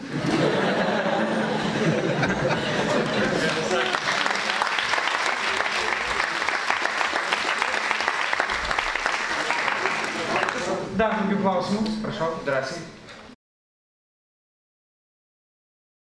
Kartą išgirdau, mano asmeninė pozicija yra tokia. Yra tvarka, kaip patekti į šalį. Ir tas visiškai, tas plūdimas toksai, jis yra nepateisinamas. Nu, kaip sakyti, jie nebėra karo zonų, kad jiems reikėtų va taip naglai, negerbent nei tos šalies, niekur, reiškia, eiti, kiaurai, šiukšlinti, šiktą atsiprašant ir po savęs, reiškia, palikti va tą visą chaosą. Tai priimti jos reikia, bet jie turi patys norėti būti čia, galų gale, na, ir yra ta tvarka, jie turi, aš manau, pereiti tą visą sistemą, kad jie būtų tie, kuriuos mes galim ir norim priimti. Nes ten tikrai baisų dalykų būna čia. Aš asmeniškai į savo namus, jeigu žmogus praėjo tą sistemą, sako, jis yra, štai, jam reikia pagalbos, jeigu aš galėčiau laisvai. Ačiū. Ar man prašau, drąsiai? Tai, aš irgi taip galvoju, kad šiuo atveju kaip, tikrai yra problema. Ir, aišku, turi būti, tai viskas sureglamentuota, kaip mes sakom, teisininkai. Taip, kad kas yra tas pabėgėlis? Buvo, skaičiau, labai įdomų straipsnį ten, kur vieno vokiečio, kuris dirbo su tais pabėgėlis. Tai jis sako, matai prieš save žmogų, klausi jo. Tai pabėgėlis. Kiek tau metų? Jis sako 18. Taip, tas matai, kad 40. Jo, klausit, iš kur esi? Iš Sirijos. Aš sakau, aš akivaizdžiai matau, kad jis yra afganistanietis arba pakistanietis, suprantate. Va tai yra tokia situacija, kad dar neaišku, kas yra tas tikras pabėgėlis. Tuo labiau, ar jis yra iš tiesų bėga nuo karo, ar gal kažkas tai bėga kaip tik atvirkščiai, suprantate. Taip, suprantate, čia yra labai sudėtingas klausimas, čia vienareikšmiškai labai sunku atsakyti. Šiaip iš tikrųjų, nuo tos tikruosius pabėgėlius, tos karo pabėgėlius, kurie bėga iš tos karo zonos. Nedaug jie mums atsidūrė tokia situacija, suprantate. Aš už tai, kad tikrai diferencijuoti. Kad irgi, kaip jūs sakot, nes, matai, kažkur tai skaičiau dabar labai įdomus straipsnį, kad būtent ta pabėgėlių krizė, taip vadinama, taip, yra surežisuota, tam tikrą prasme, kai kuriais atvejais, kad sukelti tam tikrą pas mus, reiškia, chaosą, suprantat. Aš, pavyzdžiui, sakau, tikrai nesu prieš, bet už tam tikrą tvarkingą priėmimą. Ir toks šitas nekontroliuojamas spaudimas, jis gali pakenkti ir mūsų interesams visiems. Suprantat, čia turi būti tavo interesų pusiausvyrą. O jeigu dar taip jau apie linksmesnius dalykus, čia yra labai liūdnas dalykas, čia žmonės daug dievai, įrodo, miršta ir taip toliau. Tai apie tos, reiškia, jau sakau, kai tas vokietis sakė, matai, kad 40, sako 18 metų. Tas buvo sovietmečių laikų anekdotas, kai, sako, reiškia, kalėjimas. Eina delegacija užsieniečių pro kalėjimą ir klausia gido, a kas ten yra, sako. A jis sako, čia pionierių stovykla, skautų, tai buvo kaip skautų, pionierių, moksleivių pionierių stovykla. Tas, sako, reiškia, tada tie užsieniečiai, mes norim patekti ir pažiūrėti tos pionierius, kaip jie gyvena, tai sako, po 2 dienų. Po 2 dienų tam paruošiau tos nuteistosius, uždeda tam trumpą aprangą, būgnus duoda, reiškia, tam kaklaraiščius, tokius užrišo, tokie vaikšto visi, reiškia, tokie jaunimas, taip, reiškia. Ir tie užsieniečiai ateina, žiūri, čia vienas eina su kaklaraiščiu, baltais marškinukais, su šortais, būgnelį muša, trimitą pučia, reiškia, prieina prie jo, sako, kiek tų metų? Tas sako, 15, pasižiūrė. Prieina prie kito, sako, kiek tų metų? Tas sako, 16.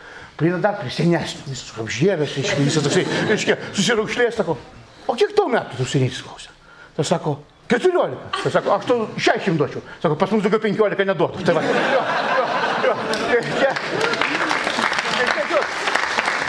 apie tuos metus. Ir dar linksmiau, aš žinau, užtisiu, aš jaučiu, gali progos nebūti. Dabar vieną istoriją prisiminiau apie kvalifikavimą. Ir žinot, kas yra, humoras kom dar yra gerai. Kad jis kartais atpalaiduoja. Ir tu patekęs, žiūrėkit, kas gerai pasakysiu. Aš skaitau paskaitas, aš dėstau, aišku, ne plyteles, ką tu darai, dėstai ką, plyteles. Tai va, reiškia, nuo 85 metų, 300 metų, šiais metais 300 metų, kai dėstau. Bet kiekvieną paskaitą seminarą vis tiek eini su jauduliu, žinokit. Ir kad toliau jauduliu, vis tiek, ar pavyks, ar nepavyks, vis tiek, ar pervyks žinias, ar ne. Atsimenu tavo vieną iš pirmųjų seminarų. Ir vienam iš esančių vedžiau seminarą. Baudžiamosios teisės specialiosios teisės seminarą. Atėjau visiškai susijaudinęs, vos tik drebančiom rankom ir drebančiom kojom, ir uždaviau kasusą. Uždavinuką. Kaip įspręs? Uždavinuko sąlyga buvo tokia. Motina, ten nelabai, reiškia tokia, truputį yra sociali, pagimdo vaiką, padeda žiemą ant pavangės, nueina pas kaiminę degtukų, ne kaiminiai pasiūlo vyno, degtinės ir taip 5 valandas jinai ten, reiškia, juokauja, grįžta, vaikas sušalęs. Viskas, mirė. Sakau, kaip kvalifikuoti veiką? Čia yra arba tyčinis nužudymas, arba neatsargus gyvės atėmimas. Nu, čia tarp dviejų. Arba neatsargus gyvės atėmimas, arba tyčinis, netyčia. Po teisinį žino. Ir čia vienas iš čia esančių kelia ranką. Nu, sakau, kaip jūs kvalifikuosite? Jis sako, vaiko privedimas prie savižudybės.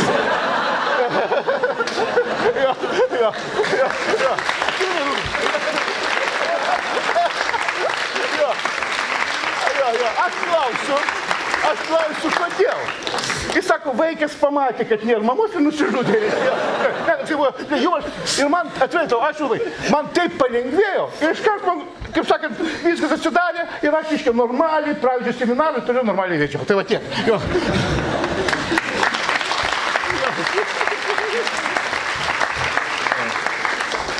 Arūnai, pabėgėliai. Dėl pabėgėlių tikrai ne. Aš laikausi principinės pozicijos, jeigu reikia galim didinti mokesčius, aš pasiruošęs tai daryti, tai investuoti, kad valstybė tai darytų kaip dalis visos mūsų valstybės, aš kalbu apie Europos Sąjungą, bet tai turbūt daroma ne perkeliant į vienus ar kitus namus ir demonstruojant savo super gerumą. Žiūrėkit, aš geresnis arba kaip politikai pareiškia, aš tai priimsiu, tik atvažiuok. Ne. Tai turi būti daroma labai labai atsakingai ir tai yra dideli dalykai, nes tame glūdė žymiai daugiau pavojų, negu mes įsivaizduojam. Ir tai, sakysim, vieno ar kito žmogaus. Jeigu yra tokių labai geručių, kurie nori pasimti pabėgėlius pas save, tai tegul važiuoja vaikų namus, pasima lietuvaičius vaikus. O valstybė turi rūpintis jais centralizuotai. Todėl aš pasakyčiau, aš asmeniškai ne. Ačiū. Tai dabar aš taip ir nesupratau, tai čia rimtai atsakyti, ar? Kaip išsuksi taip? O kaip autoriai? Neapsisprendai. Jinai po atsakymo pasakys, po gerai arba Ne, tai matot, mano pirma mintis, bet teisės jokia, nu tai aš jokios, tai prasme, ten tų visų reguliavimų ir problemų didelių, tai aš tai pagalvoju, nu jeigu būtų sodininkas, statybininkas, mechanikas, viskas viename. Prokuroras, dizaineris. Nu, galbūt jo mano pavedimus kažkokius galėtų įvykdyti. Dėl baudžiamojo proceso, jo. Tai man toks padėjėjas reikalingas būtų. Labai gerai, ačiū. Nu kągi, turim klausimų internete. Paskaitysiu tokį labai keistą. Ir čia prašymas yra atsakyti, kas nori. Kas nori, bet, tu prasme, nežinau, jeigu nieks nenorės, irgi galėsime eiti prie kito klausimo. Labai keista. Tai gal iš karto einam? Iš karto. Ne, bet tiesiog jisai toksai, ką manote apie dabartinę Seimo pirmininkės santykį su humoru? Ir parašyta, pavyzdžiui, tuti ta. Kaip mano, čia žmogus bando su humoru kažkaip užvesti liaudį, ar čia kaip? Aš gal labai trumpai atsakysiu, ne už tai, kad iš kai kurios pusės žvelgiant kolegės, bet aš ją pakankamai gerai pažįstu. Jinai iš tiesų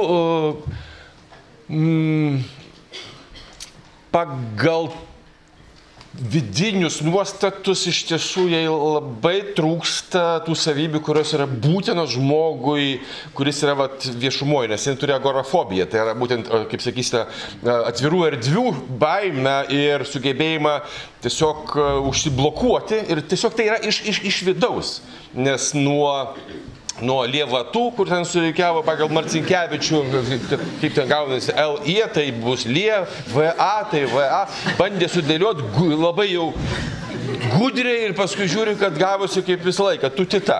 Tai šioje vietoje, žinot, geriausia yra tos dalykus kartais kritikuoti, bet jinai yra toj pozicijoje, kai jinai tiesiog pati tai savo elgesiu daro to kritikavimą, bet aš, atvirai šnekant, kaip auksinių svogūnų rengėjas, aš jai nuoširdžiai už tai dėkingas, kad tai daro. Yra medžiagos dar. Ir taip, yra medžiaga, pirma kirčiuotė, taip.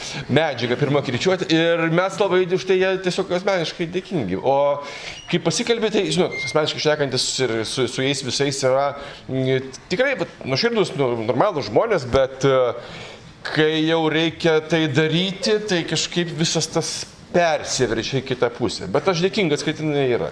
Kita vertus, žinot, praaiškėjau, kad ne aš pats durniausias buvau. Aš tai visada įsivaizduoju, kad jai duoda lapelį ir sako, Čia dabar reikės pasakyti L, tai L, tai E, tas E, gerai. L. Ir paskui pareina namo ir taip dar.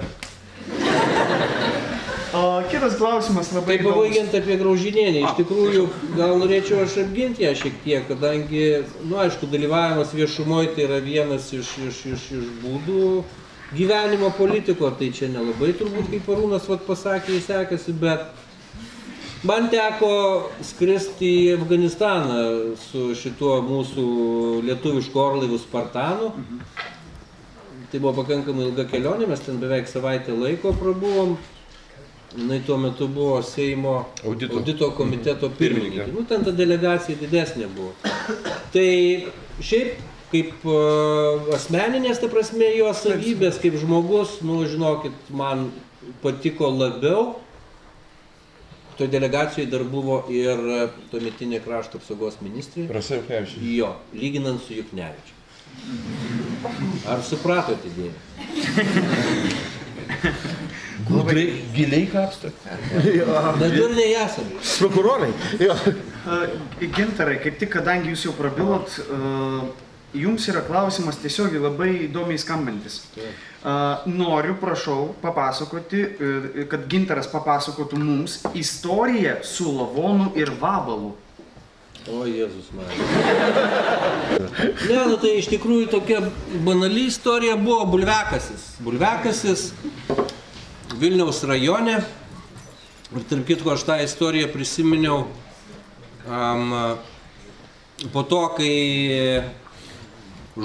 mirė šitas Andrius Ūsas, nes, kaip žinot, pagal išvadas teismų medikų jis prigėrė tokio gilumo baloj.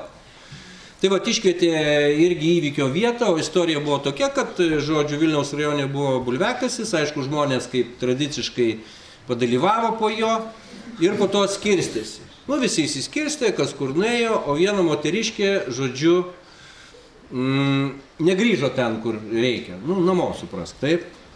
Pasigėdo jos, pradėjo ieškoti, kitos dienos paryčiais atrado laukuose, gulinti, reiškia, veidų, va šitai va, nukritus, taip tiesiai, ir bala. Ta bala nedidelė, gilis, kaip aš po to pasižiūrėjau, galbūt toks. Tai teismo medikas sako, tai prokurorė, tardytojas dar tada buvau, sako, jeigu jau iš viršaus apžiūrėjot, galim verst, žinai. Sakau, gerai, tai verčiam, tai jūs man padėkit. Ir aš verčiu kažkaip tai už galvos pasiėmiau ten tą moteriškę, apvertėm ir tada jai išlindo iš, reiškia, nosies šnervių. Ne vabalas ten buvo, vabalų kilmės, bet toks labai greitas ir, žodžiu, pavalgys. Jo, truputį, per parą laiko jau padalyvavęs ten pasiekė. Žodžiu, viduj. Jo, o šiaip tai kalbant... Kažkam tokios istorijos patinka jis. Rokui. Jo, šiaip tai paprastai irgi kalbant apie tos vabalus, tai, aš tai jau buvau įgudęs. Čia skorpionas, čia skaridis. Tai nemenčiniai buvo vasara, pakaruoklis, ten moteriškė buvo. Ir turbūt jau kokias buvo iškabojus ant pušies, gal kokias 5 valandas, bet vasara tikrai šilta buvo. Ir žodžiu, žinot, kas yra dzikūnai? Taip, musės lervų. Musės lervų. Zikai. Zikai, jo. Tai jinai praktiškai jau visa balta buvo ir ta prasme, nuo jų ten, kiek jau jų buvo ten, žodžiu, prilipę. Ir aišku, susirinko žiopliūbinę, ką mes ten jau su ją darysim. Aišku, pirmas dalykas reikia nuimti nuo šakos, tai yra nupjauti ir dabar aš galvoju, kaip čia padaryti, kad tuos dzikus nukratyti nuo jos, nes ant paties, žodžiu.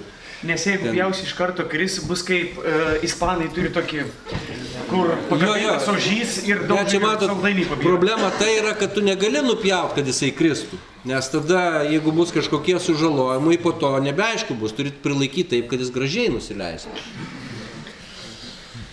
Romantiška profesija jūsų. Su menai susijusi. Tai nepatikėsit, aš tada tiem policininkams sakau, vyrai, paimkit šakučių, kad tos, žodžiu, dzikūnus visus nuvaryt. Nu tai ten tie aplinkiniai taip juokėsi iš nedidelio atstumo, tai ką jūs čia dabar čia ją bandot atgaivinti su tą aš sakau, palaukit, sakau, jūs pasitraukit truputį toliau, žinai, nuo mūsų.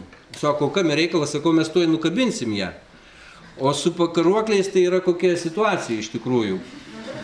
Kai jį nukabini, taip, ir kai paguldai ant žemės, jis tada iškvepia, kas viduj yra, susikaupia. Nu, sielą išleidžia, aš nežinau, kaip čia pavadinti. Su zykeliais. Ir kvapas neapsakomas. Tie, kurie juokėsi, po to labai greit nubėgo per 100 metrų, nes tas siela jo labai greit pasklido. Tai ką aš noriu pasakyti, vat, su tais vabžiais visokių buvo istorijų, bet tos įsimintiniausios. Ačiū, Gintarai, kaip tik prieš vakarienę. Skanaus visiems. Pataisim sveikatą. Na kągi, kaip ir visi klausimai pagrindiniai, nes kiti klausimai, kurie buvo surašyti, praktiškai mes juos jau atsakėm mūsų diskusijos metu, tai norėčiau pirmiausia, kad mes paplotumėm garsiai mūsų lektorių.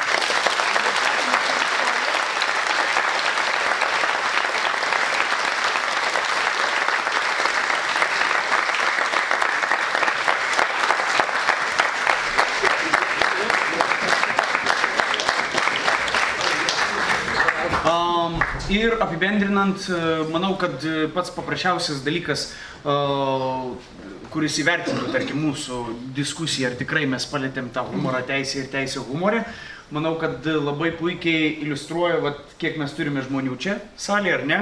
Ir ar jums buvo nors kažkiek juokinga? Ką? Ar buvo? Nesupratau, taip ar ne? Taip. Teisingai. Tai tikrai, manau, diskusija buvo pasisekus. Ačiū Jums už visas tas istorijas, nes aš manau, galbūt ne tiek tų kodeksų, kurių dar Jūs išgirsite, tų straipsnių ir viso kito tikrai bus, bet, manau, buvo labai svarbu pamatyti, kad šitie jauni žmonės augantis tikrai turi iš ko pasimokyti ir kad jų gyvenimus irgi bus labai daug smagių istorijų. Tai nereiškia, kad jie susitiks su kitu ten advokatu, nežinau, su kuo ir sakys, kaip ta vadina buvo 9 straipsnio pataisą padarymą. Kad iš tikrųjų, jūs suprantat humorą ir tikrai, netgi aš, kaip Timūras pasakė, tikrai pasijutau irgi, man buvo labai įdomios istorijos. Ir tiesa, žinokit, net kai jūs kalbėjot, aš net prisiminiau, pabandžiau prisiminti savo dėstytojus iš savo studijų metų ir prisimenu pavardę tik tai, žinokit, Šlušnys, dėstytojas teisės buvo mano, jo pavardę prisimenu gerai. Mes irgi apie teisę kalbėjau, pamenu, bet man buvo, atrodo, bendroji teisė, kažkas tokio. Yra toksai dalykas? Teisės pagrindai. Teisės pagrindai. Buvo Žnanis Cirtautas, buvo toks buvo dėstytojas, kad legendus... Čia aš skaičiu, iš auditorijos sakydavo. Jo, kai sakydavo, jeigu aš būčiau karalius, nu ir prisidėdavo. Tai kad jo buvo pasakymas, visą laiką atsiminkit, kada, su kuo ir kiek. Ir juokaut ir visą kitą. Arba jo buvo irgi egzaminas ir Cirtautas klausimas. Kas pasakys, kas yra CŽV, parašysiu iškart 10. Nu, 5. CŽV. Nu, vienas studentas. Nu, kas? Centrinė žvalgybos valdyba. Cirtautas, niekas nežino. Kas? Cirtauto žiaurus veidas. Na kągi. Tai aš manau, tikrai diskusija mūsų buvo pasisekusi ir aš manau, kad jeigu jums studentai patiko, tai manau, kad čia turbūt ne pirmas ir ne paskutinis susitikimas, ar ne? Norėčiau, kad garsiai paplotumėm irgi organizatoriams, kurie...